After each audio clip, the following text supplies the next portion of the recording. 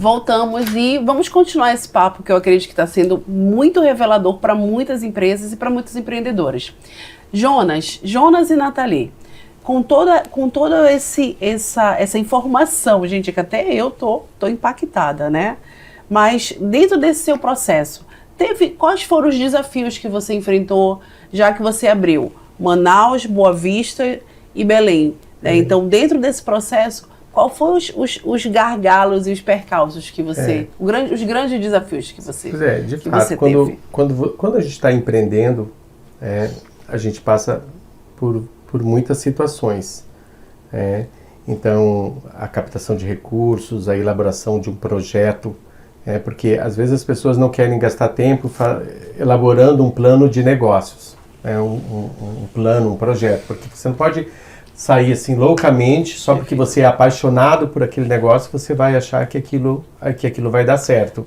E tem um detalhe, né? Brasileiro, nós somos imediatistas. Somos então, a gente acha que vai abrir um negócio e vai ganhar dinheiro um mês, 2 meses depois. Não funciona assim. A Nathalie até lembrou agora que quando eu fui abrir a empresa em Manaus, Autoplacas, em 88, quando eu trabalhei no táxi, em 87, aliás, quando eu trabalhei no táxi, eu cheguei a comprar um apartamento.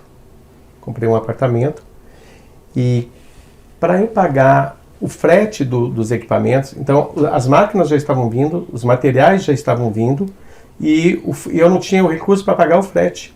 Então eu tive que vender o meu apartamento, o apartamento que eu morava, tá? Me sujeitando, se não desse certo, a ter que ir para uma casa alugada, para um outro local. Meu Deus. Tá? Para investir na empresa, para eu ter o recurso para pagar o frete dos equipamentos e agora investir um pouco mais de recurso na empresa, mesmo sem ter carro, sem ter nada. E essa mesma história que eu estou te contando, sentado uma vez com o Gustavo Cerbasi, sabe né, o Gustavo Cerbasi, do Casais Inteligentes Enriquecem Juntos, né, por isso que a gente está aqui de forma inteligente, tentando enriquecer.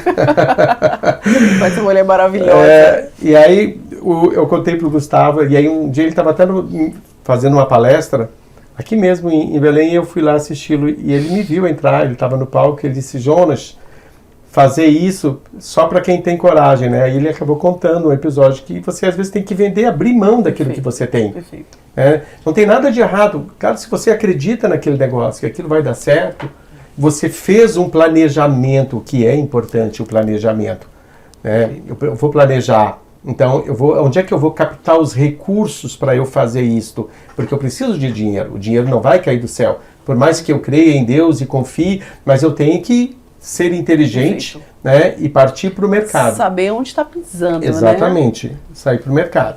Então, ou eu vou fazer, primeiro eu vou fazer um planejamento da minha empresa, para saber se com os recursos que eu tenho, eu vou conseguir dar cabo naquele negócio, eu vou conseguir continuar essa empresa e abrir. Então ela tem vários percalços, tem os momentos de muitas dificuldades. Quando nós fomos retomar agora em Manaus, anos atrás, foi bem lembrado também aqui pela Nathalie, nós fizemos um investimento na empresa, o investimento foi muito alto, foi realmente muito alto, foi para cima da casa de 1 milhão, tá, o investimento, e de repente eu me vi assim, cara, vou ter que vender meu carro. Sem recursos. Mesmo já depois eu já tinha patrimônio, tinha várias coisas, bens e tal, mas é difícil você vender um imóvel rápido assim para você investir Uma liquidez. Não tem liquidez. O que tinha liquidez imediata ali era o meu carro. Aí eu vendi o meu carro e fui andar no carro da empresa, que era um Golzinho da empresa, eu andei, e andei no carro da Nathalie. Tá? Durante quase um ano, né, meu? Não, acho que uns 6 meses. Não, quase um ano. Quase um ano. Enfim, mas para quê? Para que eu pudesse investir lá. Então isso é importante. O dar um passo para trás para dar 2 para frente. E aí o que é legal falar sobre isso? Né? Eu falo porque eu sou mentora financeira, então como eu lido muito com os números, você deu um passo para trás para dar uma alavancagem. Né? E olha o quanto que você foi inteligente. Poderia muito bem emprestar dinheiro de banco. É verdade. Faz sentido? Faz. Né? Então a gente está falando com empreendedores, com empresários. Então você poderia ir, que é mais fácil, por sinal. né? Com certeza. Então você preferiu... Eu queria abrir mão de um patrimônio meu, de um bem. De um luxo também. E a gente tem que estar disposto. Porque Perfeito. você não vai fazer uma Perfeito. gemada sem quebrar a casca do ovo. Perfeito. Então, se você quer Dá um conquistar, passo. você Perfeito. precisa abrir mão de algumas coisas. Você precisa abrir mão de um bem, de um imóvel, vender uma casa, vender um apartamento, vender um carro, vender alguma coisa para investir naquele negócio. Mas Agora, com planejamento, com que você planejamento. falou, né, É Jonas? Você falou uma extremamente coisa... fundamental, porque se você não fizer um planejamento, porque isso também, sem espiritualizar toda a nossa conversa, mas isso também é bíblico. Perfeito. Porque a Bíblia diz quem é o homem que se não querendo edificar planejar- uma torre, construir uma casa, Lucas. ele não senta primeiro para fazer o planejamento, para saber se com os recursos que ele tem, Perfeito. ele vai conseguir acabar aquela obra. Para que passando as pessoas na rua Não não falem. riam, não zombem dele, dizendo esse tentou Não- fazer um negócio e não deu conta conseguiu. de acabar. Perfeito. E por quê? Pela falta de planejamento. Então as pessoas, elas acham que sem planejamento pode fazer. Até estava comentando com a Nathalie hoje, porque é diferente. Não é porque você, por exemplo, uma pessoa viaja, vai lá para uma outra cidade, aí ela chega lá naquela cidade e ele vê que a tia dele está lá com uma pizzaria. E está lá ganhando dinheiro com a pizzaria lotada, cheia de gente, e ele vai lá, come pizza, que se acaba de comer pizza, Nathalie, você vai falar isso, de comer pizza. Aí essa pessoa vai para lá, come pizza e fica ali só olhando e diz assim, cara, quando eu voltar para minha cidade eu vou montar uma pizzaria dessa. Sim. Né? Aí ele acha que é só ele chegar aqui em Belém depois e abrir uma pizzaria dessa, Porque que o negócio vai vai dar dar certo. certo. Mas não vai dar certo. É. Porque ali são anos de trabalho, ali teve um planejamento, teve Plano um de tempo negócios. gasto, teve um plano de negócio, teve uma viabilidade de recursos, como ela viabilizou aqueles recursos Perfeito. para estar ali, o que ela precisou fazer até chegar naquele estágio. O que ela abriu mão Claro. para estar ali. Porque a grande... Não estou generalizando, tá? Mas a grande maioria das pessoas, elas não querem abrir mão, que foi o que vocês fizeram. Não querem abrir mão de algumas coisas. Claro. Gente, eu escuto muito isso, porque eu rodo o Brasil e eu escuto muito o empresário falar assim, mas o que vão dizer de mim? O que vão dizer se eu fechar aquela loja? Eu até brinco. Vão dizer de você de qualquer jeito, porque se você quebrar, se você fechar a empresa, vão falar de você. Não tem nada de errado Não você tem nada fechar. de errado fechar. E é importante falar isso para o nosso Porque é melhor pro nosso você ouvinte. fechar aquela porta ali, aquele negócio ali, do que levar tudo para o buraco. Pro buraco. Perfeito. Levar tudo para o buraco. Perfeito. É como às vezes você tem um funcionário dentro da empresa, você tem muitos funcionários, e às vezes você não quer demitir o funcionário. Mas às vezes é necessário demitir o funcionário para uma redução de custos. Perfeito. No momento da pandemia, eu fiz de tudo para não demitir ninguém, porque meus colaboradores estavam ali e eu busquei recursos para não demitir no momento da pandemia. Mas teve situações que eu precisei demitir. Ok. Então, ou eu demitia o funcionário, ou ia toda a empresa, porque era muito mais fácil aquele funcionário, só ele, se reposicionar no mercado, ou eu mesmo pagar uma empresa de RH para reposicionar aquele colaborador no mercado de trabalho, do que ir toda a empresa para o Perfeito. buraco por causa dos custos Perfeito. operacionais. Perfeito. Né? Isso é muito interessante. Olha a Da leitura. empresa. Pois é. Então essa construção de uma equipe também, Isis, sabe, ela é muito importante. Vamos dizer que é fundamental, mas faz parte dos fundamentos, né, também dos pilares, Perfeito, né, de uma empresa. É você ter uma equipe harmônica, pessoas profissionais qualificados, treinados, preparados, uma equipe coesa, uma equipe bem integrada, Perfeito. fazendo treinamentos com essa equipe, assim, reuniões Pelo semanais, mensais, Mensais. com a empresa. Treinamento, olha, em Manaus nós recebemos agora, sem nenhuma reserva, né, a certificação, não foi? Da ISO. A gente Uau. fez a renovação e agora a gente está no processo da ISO LGPD. Também uma nova mudança no mercado. O mercado ele vai mudando, ele vai criando outros parâmetros. Perfeito. Né? Essa questão do plano de negócios, muitas pessoas elas dizem assim, vamos fazer só no início. Ele não se restringe só ao início. O plano de negócio ele precisa ser feito a todo momento em que você percebe que houve uma mudança, mesmo minúscula que seja no mercado, há necessidade de você refazer todos os seus conceitos.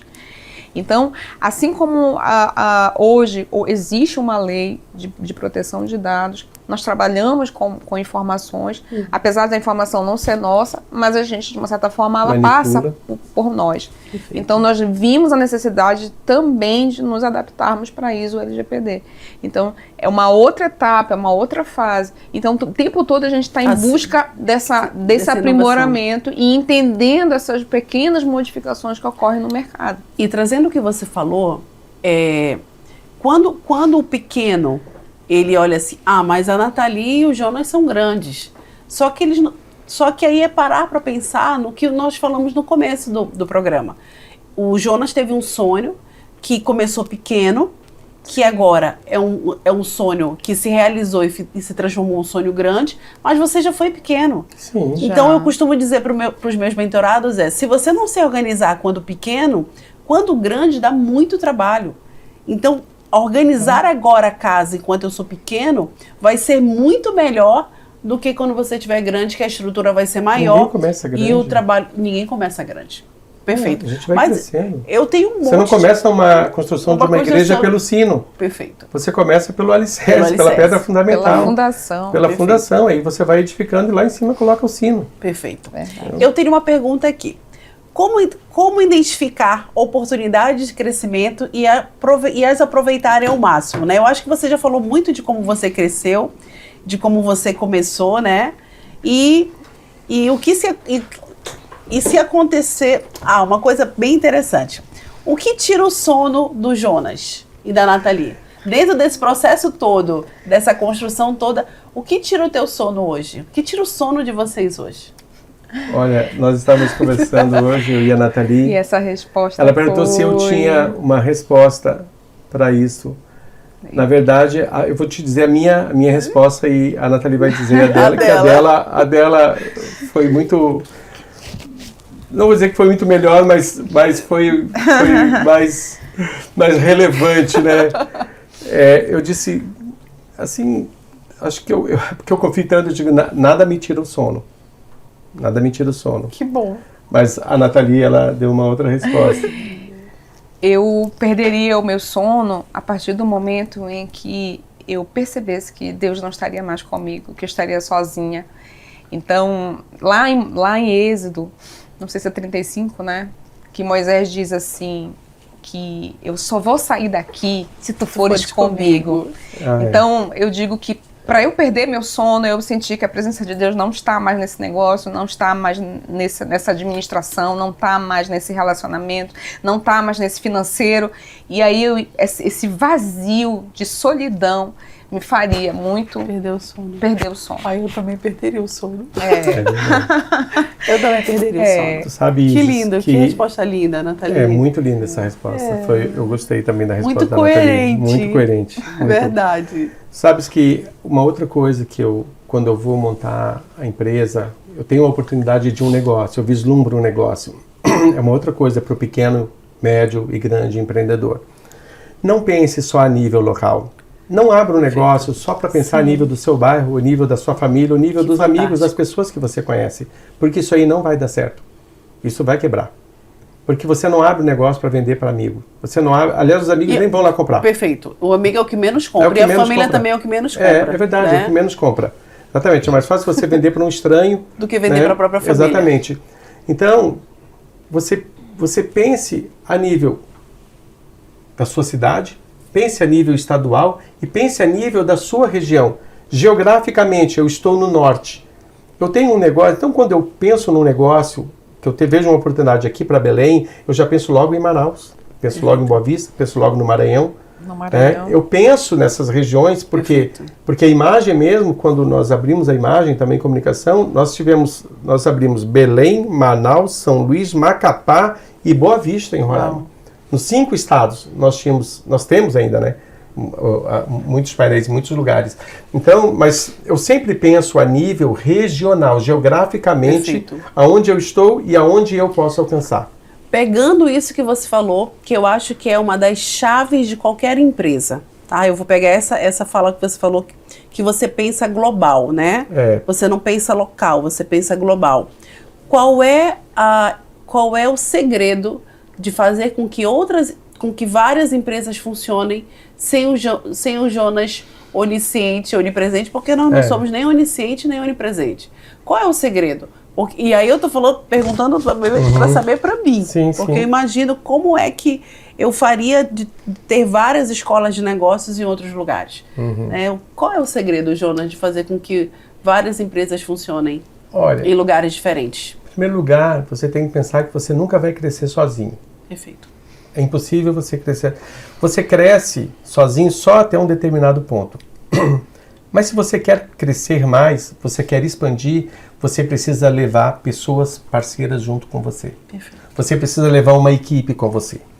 E até é tão bom você levar uma equipe com você, porque quando você chega lá na frente, você tem uma equipe para aplaudir você. Perfeito. Porque se você quer caminhar sozinho, você pode até chegar lá na frente sozinho, mas você não vai ter ninguém para reconhecer o seu talento e o seu trabalho. Então é fundamental você partilhar, você compartilhar, você distribuir responsabilidades, delegar e ter pessoas parceiras. E você vê pessoas talentosas, quando você tiver pessoas talentosas, valorize essas pessoas. Sim. Dê o valor que essa pessoa tem. Não é só o valor monetário. Não estamos falando só de um alto salário. Exatamente, só de dinheiro. Mas nós estamos falando também do valor relacional, do valor de respeito, do valor de atenção, de cuidado, de zelo por aquela pessoa, de proporcionar para ela benefícios que vão mostrar que ela faz parte daquele contexto, que aquela empresa precisa dela. Isso é importante. Então, você fazer uma boa seleção de equipe, de eles pessoas. Têm que pensar e como aí, você. Exatamente. Porque um discípulo... Muito bem. Porque um discípulo, você não vai encontrar só numa empresa de RH. Um bom colaborador, você não vai encontrar num stand do supermercado, em uma feira, você vai formar um. Sim. Então, as pessoas que você vai colocar nessas pontas, é como eu estava conversando outro dia com a nossa gerente lá em Manaus. Ela é daqui de Belém e foi para lá e está lá há 8 anos trabalhando na empresa. Verdade. Ela foi para passar uma chuva e está há 8 anos lá.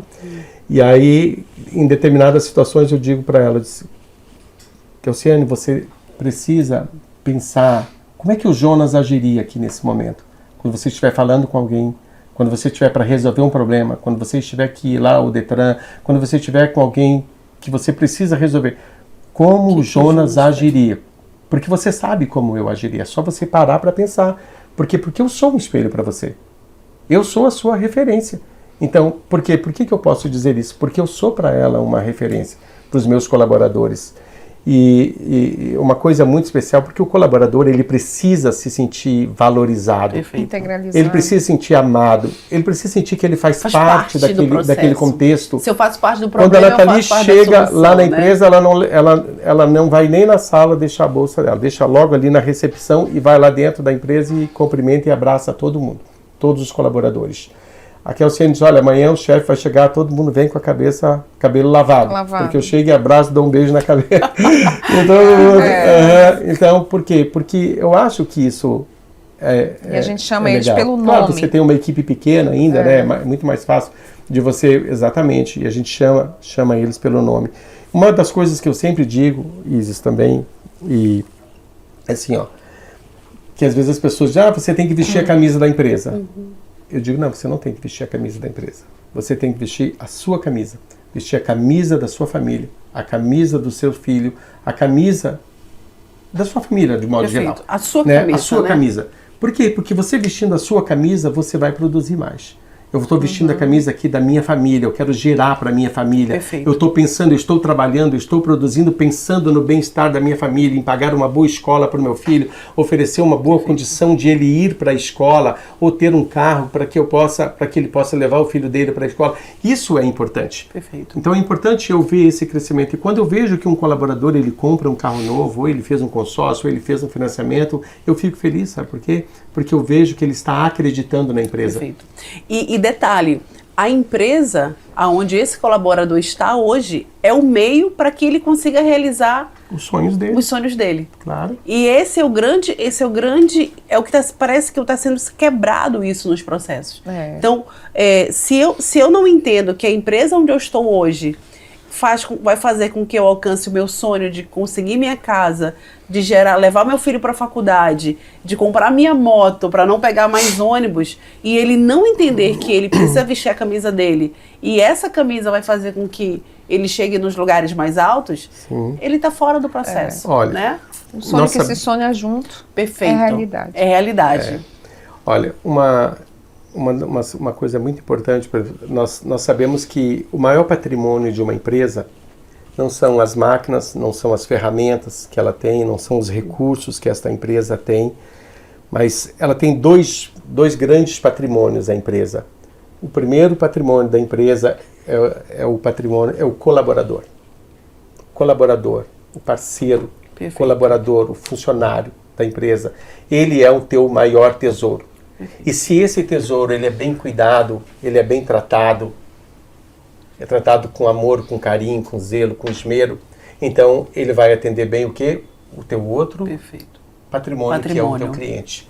O cliente é o nosso patrimônio também. Então o cliente vai ser patrimônio dele, ele vai se sentir bem atendendo bem aquele cliente, porque assim como a empresa trata ele e considera ele um patrimônio importante, uma peça fundamental naquela engrenagem que é a empresa, porque a empresa ela precisa funcionar como uma engrenagem, não importa o tamanho que a empresa é, seja ela grande ou pequena, tenha você um colaborador, 2, 3 colaboradores, até porque se você souber trabalhar com 2 ou com 3, você vai saber trabalhar com 10, você vai saber trabalhar com 15, com 20, porque se você não souber trabalhar com 1, como é que você vai poder trabalhar com 10? Perfeito. Então, e quando eles se sentem bem dentro dessa empresa, e eu digo que a nossa empresa lá em Manaus, hoje, é uma das boas empresas para se trabalhar.